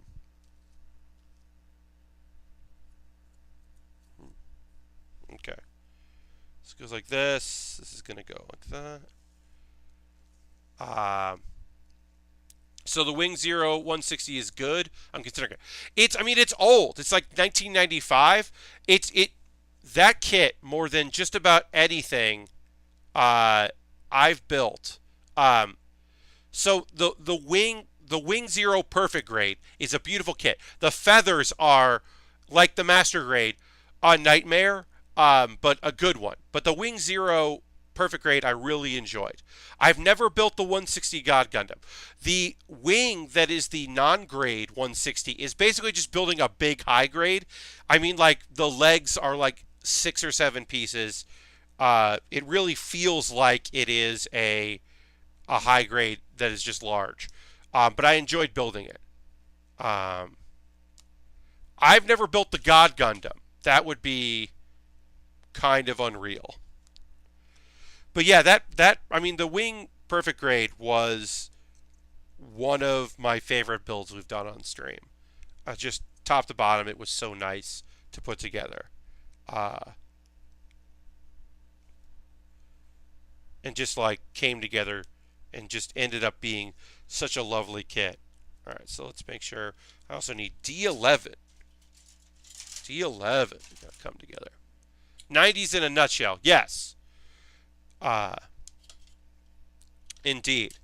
But yeah, I think that non-grade Wing 160 is a really like fun, enjoyable kit to put together. So I would recommend that. All right, and this goes like this.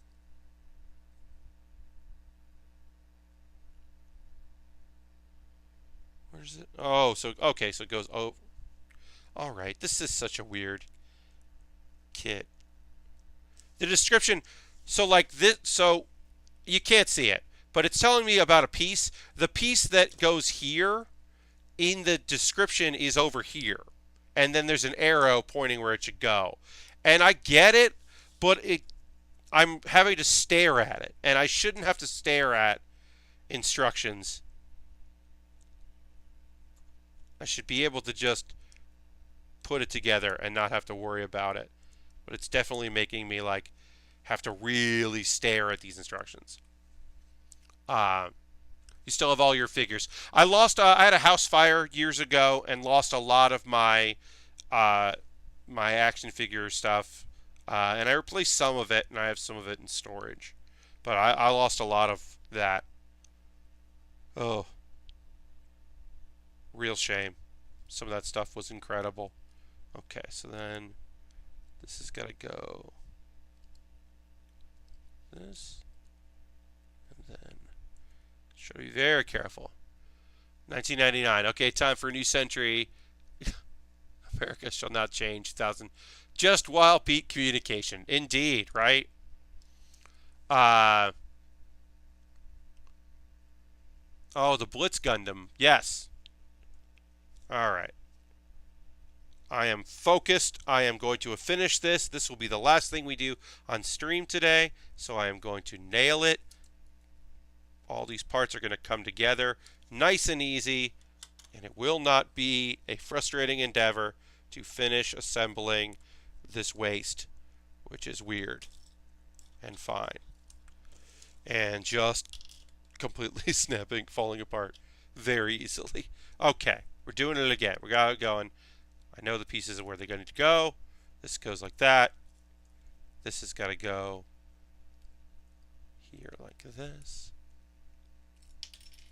The Blitz MG I had issues with. The waist did not want to go together. Yeah, every once in a while I've run into kits like that where it's just like something is very off about this kit, and there's just part of it that does not want to cooperate. Run into that now and again. This is just weird because it's just like a lot of pieces that need to go together just right. And the attempt to kind of put it together means that you want to line everything up before you put pressure on it. And then hopefully you did it right. This feels like it would be tough to undo. Oops, nope. Nope, did not do it fully right. You can see our spring thing here was supposed to be socketed in. Oh. Breathe. It's always fun at the end of a 2-hour stream to run into a hiccup. That's always a fun time. That's the best time. So what you want to do is you just want to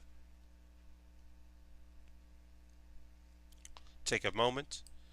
And then also, hey, I've got the option, if I wanted to, just call the stream, because I was going to call it anyway, and go either do it off stream or do it at the start of Saturday. But we're going to play around with this for a little bit. We'll go a little longer and try to finish this up, because I would like to finish it tonight, this section, and then we'll just build on by putting the armor on and doing all that tomorrow, or Saturday, which is the next stream, Saturday night. So I'd like to be able to wrap this up. So I'm just going to take my time with it. No rush. I'm not going anywhere after this. Having to use a vise to get something together that's real rough. Because also one of the things we were like, I don't want to break any of this. That's always frustrating when you're like, you know, when you're working on a kit and you're like, I'm about to put a lot of pressure on this kit. That doesn't sound good. I don't want to do that. And they're like, and now add snap in place fully, and you're like, what if I didn't? What if I didn't have to do that? All right. Okay. I've now got almost every piece connected that needs to get connected. Nice and easy. Oops. Nice and easy. Be one with the gunpla, indeed. All right, friend, we are almost ready to attach the last segment here. I have to remember that this has to kind of snap in place.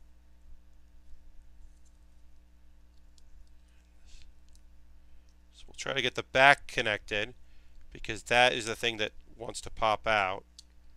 So we'll get the back connected. I can already feel, yep, this piece fell out. But we can do, nope, I put it on wrong.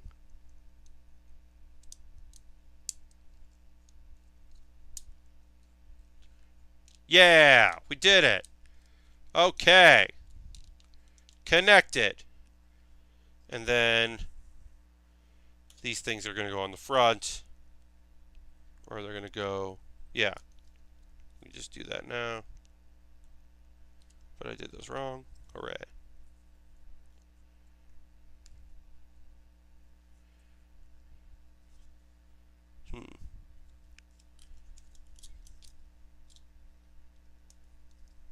Haha, yep, put those on wrong. Haha. That's fun. Okay. Alright, well. This thing is, yeah, this thing is not done, but we are on our way. I assembled these. I assembled these wrong, so I have to pop these off and flip them, because these are supposed to lock into place on this, and I did it wrong. They're facing the wrong way. But that's something I'm going to do off stream. I'm going to do that on Saturday before the stream starts. But thank you very much for hanging out here with me. This has been the Build with Baer workshop. We'll be back on Saturday at 9 p.m. Eastern Time for our next build. We're going to complete this, finish this stuff up. I think we'll finish up, and then we're going to get started on the Space Pod, the Saiyan Space Pod model kit, complete with the Vegeta. That'll be a nice quick build, But that's the next thing on the dossier. Thank you very much for joining me. Hope you have a great rest of your Thursday, great weekend. I'll see you on Saturday. Thanks for coming out to the Build with Baer workshop. Thanks for new folks, and I'll see you next time. Bye-bye.